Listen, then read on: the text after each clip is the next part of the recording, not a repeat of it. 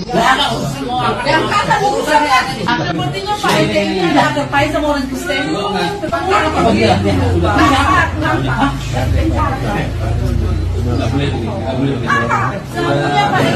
Aku sama ibu kesana, sini. Ngajar kalian. Udah. Bahwa kami tidak mendirikan gereja, tapi saya ibadah. Masa sejak saya ibadah saya tidak sama siapa? Yang penting kan sudah disampaikan palasi di kantor desa. Kami tidak mendirikan gereja. Terus masalahnya apa ya? Kalau kami berdoa masalahnya di mana?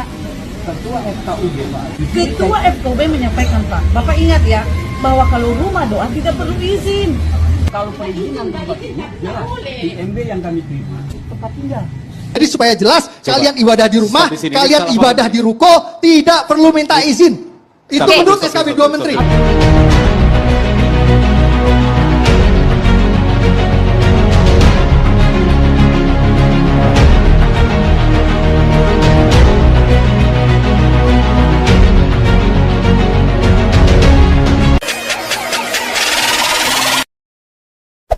Hey there.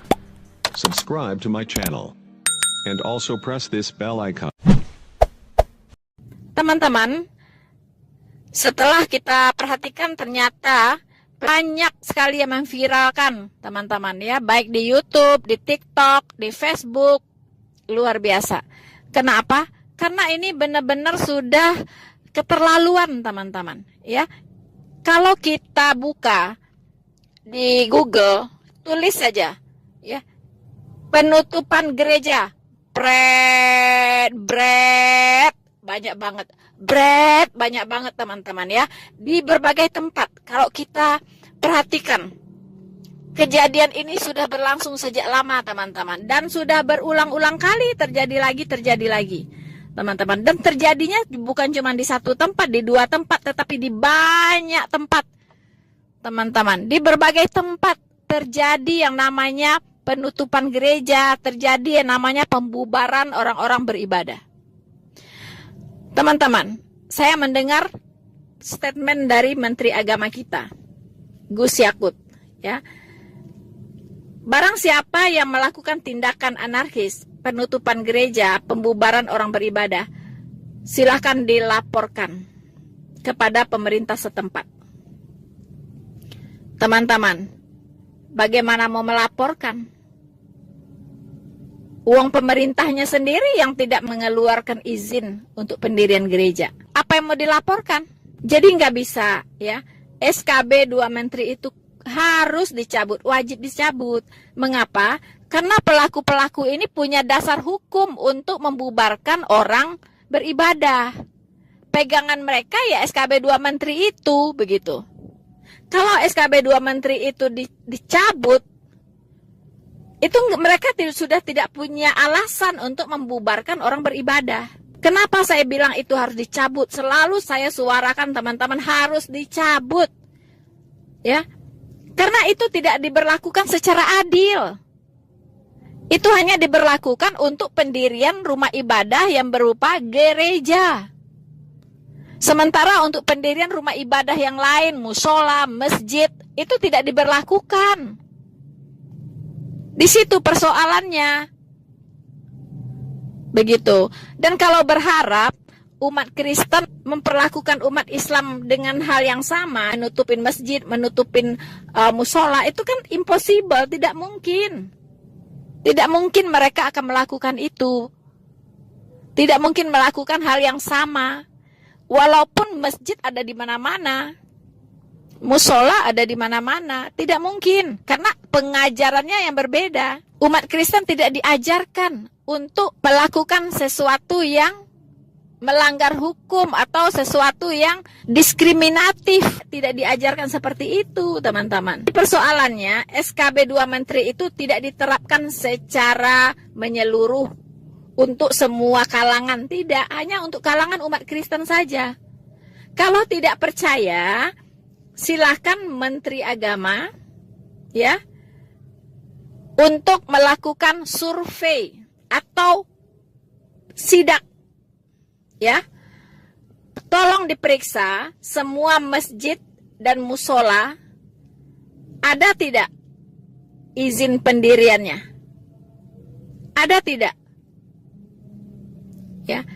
Nah, lebih baik lagi yang melakukan sidak itu, yang memeriksa itu, ya di lapangan, itu jangan orang muslim, dibuat silang.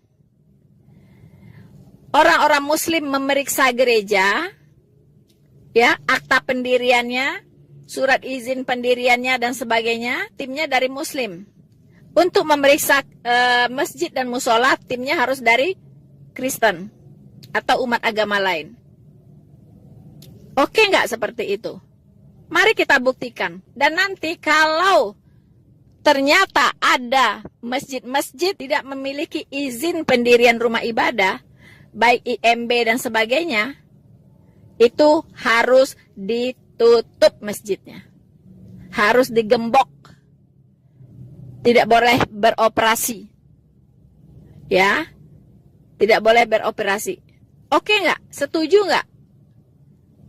Pak Menteri seperti itu. Ya, silahkan begitu. Kalau masih memang mau diterapkan, masih mau dipakai SKB 2 Menteri itu, silahkan dipakai secara menyeluruh. Rumah-rumah ibadah yang lain pun itu harus diperiksa izin pendiriannya, izin operasinya, harus diperiksa. Begitu. Silahkan. Nah, kemudian saya mendengar lagi ada komentar seperti ini. Masalahnya bukan di SKB 2 menterinya, tapi di pengajaran-pengajarannya. Bukan seperti itu, bukan. Saya katakan SKB 2 menteri itu adalah biang keroknya.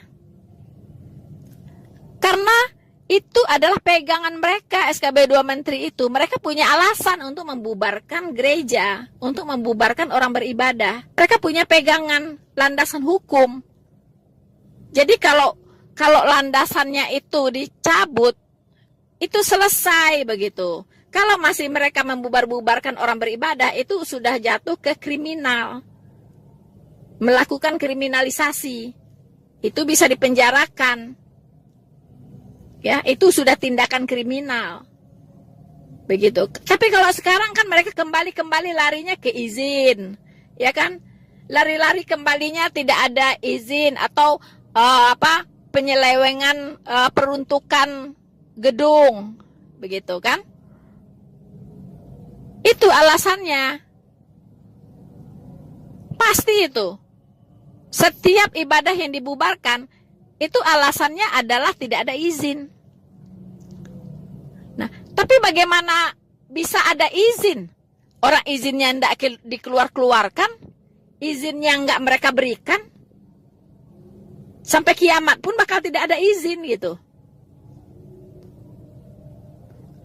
Kan sudah dibilang, ada ustadz kondang yang menyeru-nyerukan kepala daerah untuk tidak memberikan izin pendirian rumah ibadah agama lain, termasuk gereja. Kan ustadz kondang itu yang mengatakan itu, Pak. Ya, dan itulah yang mereka takuti kepala daerah ini, yaitu bakal membuat dosa jariah kalau memberikan izin pendirian rumah ibadah agama lain. Itu persoalannya. Jadi apa maunya sekarang? Maunya gimana gitu? Semua gereja itu pasti ingin memiliki izin, ingin memiliki legalitas yang jelas. Tetapi kan tidak dikeluarkan.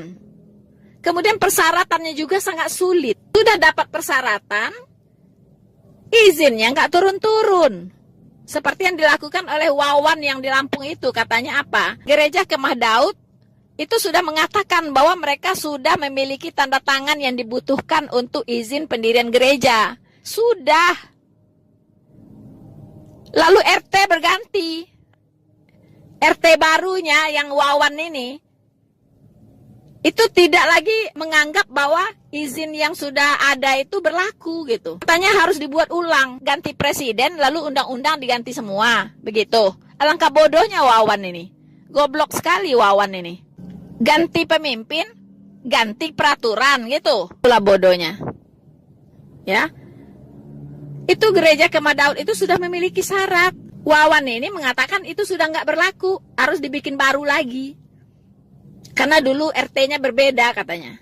Seenak udelnya saja gitu, ngeyel. Bilang aja memang kamu nggak ingin ada gereja di situ berdiri.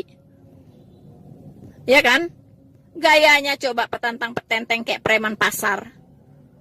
Langsung masuk ke gereja, suruh orang berhenti ibadah. Itu preman pasar yang kayak gitu. Emang kamu siapa? Kamu punya hak apa bisa membubarkan orang beribadah? Emang kamu dapat surat tugas dari mana? Ya? Surat tugas dari mana kamu dapat? Apa kamu langsung diperintahkan oleh gubernur Lampung atau wali kota Lampung sana? Kamu pegang surat tugas. Enak saja begitu, nggak ada otak. Ya, jadi oke. Ya, jadi begitulah ya, Pak Menteri Agama yang terhormat. Tidak ada cara lain. Step pertama, SKB 2 Menteri harus dicabut. Kalau tidak mau dicabut, berlakukan itu untuk semua rumah ibadah. Dan lakukan mulai sekarang sidak. Periksa semua rumah ibadah yang ada di Indonesia ini. Baik itu masjid, musola, wihara, kelenteng, gereja. Periksa semua. Siapa yang ketahuan tidak memiliki izin, tutup rumah ibadahnya. Tutup, disegel. Kalau mau konsisten harus seperti itu. Kalau tidak, aduh, nggak tahu lagi deh. Bakal jadi apa negara ini? Ya, bakal jadi apa? Kita hanya diributkan dengan masalah intoleransi. Setiap hari ada saja. Lalu negara ini mau maju kemana gitu? Hah? Orang kalau direcokin dengan masalah-masalah begini, masyarakat itu nggak ada semangat kerja, ya. Sudah tidak ada lagi gairah untuk membuat negara ini jadi maju. Bagian tertindas, ya, itu sudah nggak ada fokus lagi gitu untuk memajukan negara ini. Cobalah Pak Menteri Agama maupun Bapak Presiden Republik Indonesia, Bapak Joko Widodo, Bapak Kapolri, lakukanlah sesuatu untuk bisa mengatasi masalah ini. Jangan anggap enteng loh ini ya. Jangan anggap enteng. Ingat Pak, sebuah gedung bisa hangus terbakar, tinggal puing-puing, itu berasal dari api yang sangat kecil. Ya, api yang sangat kecil. Ini bukan api kecil lagi gitu, tapi masih dibiarkan. Apa mau menunggu Indonesia ini terbakar, hangus, tinggal puing-puing? Coba dijawab. Saya katakan, memang roh itu penurut, tapi daging itu lemah. Saya khawatir ada kelompok-kelompok dari minoritas ini yang sudah hilang kesabaran. Begitu. Kita sih tidak menginginkan, tapi kan kita tidak bisa mengontrol setiap orang. Begitu. Ayolah, para pemimpin, terapkanlah keadilan di negeri ini. Anda bertanggung jawab untuk menjaga konstitusi negara ini. Pertama, Presiden Republik Indonesia berkewajiban ya untuk menjaga konstitusi negara Republik Indonesia. Ya, berkewajiban, punya tanggung jawab besar untuk menjaga konstitusi negara Republik Indonesia. Kalau SKB 2 Menteri itu diberlakukan, SKB 2 Menteri itu sudah melanggar konstitusi sebenarnya. Mengapa? Karena Undang-Undang Dasar 1945 sebagai konstitusi tertinggi di negara ini menjamin kebebasan setiap warga negara untuk memeluk agama dan kepercayaannya masing-masing dan beribadah sesuai dengan kepercayaannya tersebut. Negara menjamin. Lalu muncul SKB 2 Menteri. Ini kan berbenturan dengan Undang-Undang Dasar 1945 pasal 29. Berbenturan. Begitu. Yang namanya negara menjamin, mau 1 orang, 2 orang pun perlu rumah ibadah, itu harus diizinkan. Begitu. Misalnya di satu desa, cuman ada 5 orang Kristen di sana. Itu wajib diberikan izin kalau mereka ingin mendirikan gereja. Walaupun 5 orang. Itu namanya menjamin, Pak. Itu namanya menjamin. Ini menjamin apa begitu? Menjamin, tapi SKB 2 Menteri diterbitkan. Tidak mau dicabut. Itu apa namanya? 2 ketentuan yang saling bertabrakan. Dan Pak Presiden sendiri kan sudah mengatakan bahwa kesepakatan maupun peraturan-peraturan daerah atau apapun itu tidak boleh melangkahi konstitusi negara. Karena konstitusi negara itu, Undang-Undang Dasar 1945 itu adalah konstitusi tertinggi di negara ini. Nah, semua peraturan-peraturan yang ada di bawahnya itu harus mengacu kepada Undang-Undang Dasar 1945. Begitu. Kalau yang tidak sesuai, tidak seiring, tidak senafas dengan Undang-Undang Dasar 1945, itu tidak boleh diberlakukan, harus dicabut, harus dihapus. Jadi, dicabutnya SKB 2 Menteri ini satu step. Sudah selesai persoalan. Satu step sudah selesai. Baru yang kedua nanti menertibkan para ustadz-ustadz itu, ya, yang berceramah di mana-mana, ya, yang membuat masyarakat ini jadi radikal. Yang suka menjelek-jelekkan agama lain, yang suka memfitnah agama lain, yang suka menafsirkan pengajaran-pengajaran dari kitab agama lain dan ngawur semuanya. Itu harus ditertibkan. Saya setuju dulu ketika ada wacana untuk harus disertifikasi. Ustadz-ustadz ini harus disertifikasi, ya, diberikan pendidikan pengarahan, diberikan aturan mainnya, bagaimana kode etik dalam mereka berceramah, apa hal-hal yang harus diperhatikan, itu harus ada begitu, ya. Jadi nggak bisa sembarangan berkhotbah. Karena apa? Karena akan mengancam desintegrasi bangsa. Kalau ujaran-ujaran kebencian di luar sana dikobar-kobarkan, ya, di mana-mana. Saya kira itu saja yang bisa saya sampaikan untuk menanggapi opini-opini yang berkembang, ya, yang sangat viral tentang penutupan gereja di Bandar Lampung. Dan bukan itu saja, sudah banyak, sudah ratusan gereja yang dibubarkan, yang ditutup, yang tidak dapat izin, sudah tidak terhitung. Ya, sekarang tinggal kepada pemerintah. Anda mau keluarkan izin atau tidak, itu saja persoalannya. Semua gereja pasti mau punya izin. Semua gereja pasti mau punya legalitas. Pertanyaannya, pemerintah daerahnya mau tidak mengeluarkan izin itu? Itu saja persoalannya. Nah, alasan tidak mengeluarkan izin biasanya apa? Tidak memenuhi persyaratan. Ya kan? Nah, persyaratan ini siapa yang buat? Yaitu isinya di SKB 2 Menteri itu, persyaratannya AIUEO itu. Dan berat begitu persyaratannya. Nah, kan lucu.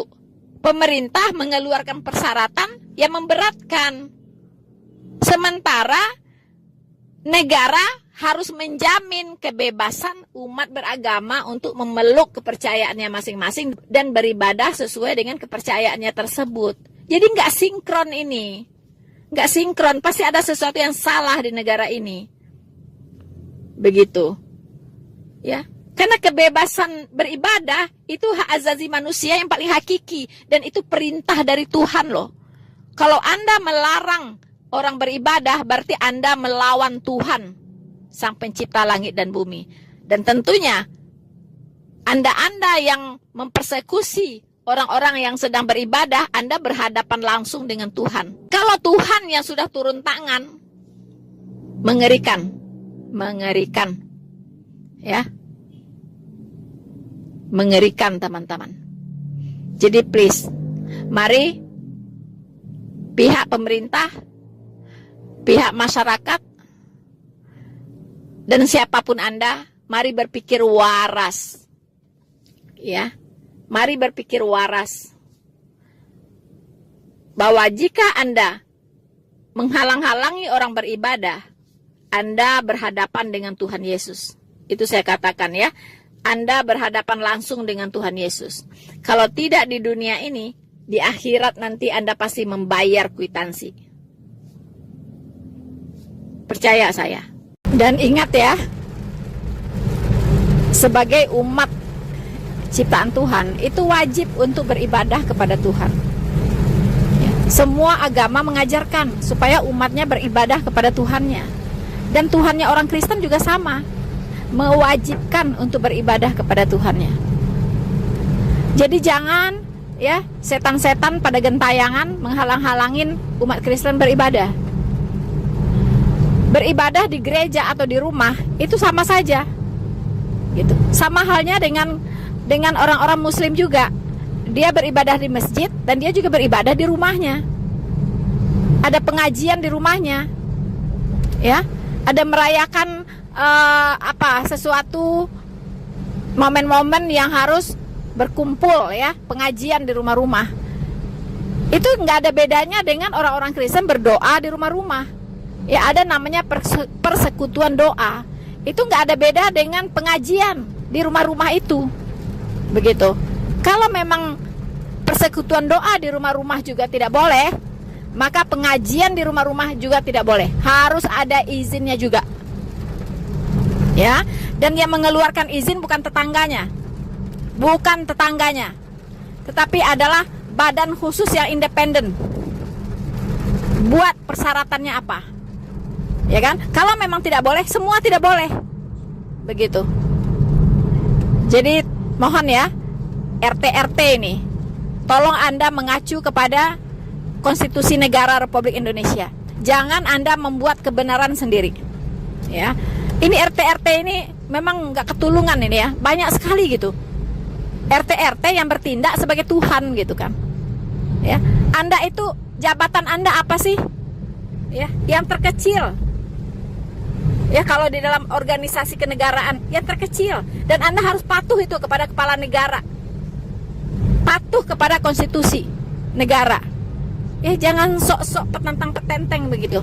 Ya, mendatangi rumah-rumah yang berdoa, ya, orang-orang Kristen yang mengadakan persekutuan doa di rumahnya Anda datangin. Anda datangin tuh pengajian-pengajian yang ada di rumah-rumah. Kenapa Anda tidak datangin? Coba ya. Ini memang pemerintah harus tegas lah. Ya, jangan hanya menghimbau tapi no action. NATO, ya. NATO. Ya. No action, talk only. NATO hanya menghimbau, tidak ada action. Dan seseorang yang sangat nasionalis dan toleran seperti Bapak Panji Gumilang dikeroyok ya oleh orang-orang yang intoleran, yang mengatasnamakan agama. Coba, orang yang mau menegakkan toleransi di negara ini dikeroyok coba. Jadi negara ini negara apa begitu? Ya, negara apa? Fitnah sana sini ya kan? Media ikut memfitnah, ya, fitnah-fitnah yang sangat keji yang tidak terbukti. Aduh, kalau dibahas satu-satu memalukan. Oke teman-teman, bersama saya Nafirina Solihin. Tuhan Yesus memberkati kita semua. Maranatha.